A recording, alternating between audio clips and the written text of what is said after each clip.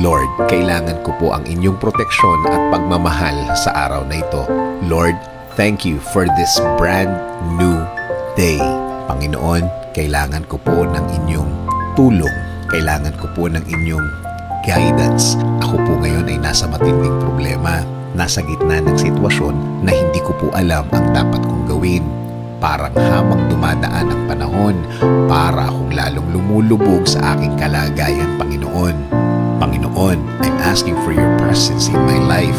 Nagmamakaawa po ko sa inyo na samahan niyo po ako sa aking problema at ipadala niyo po ang tamang tao na magbibigay ng tamang guidance sa akin.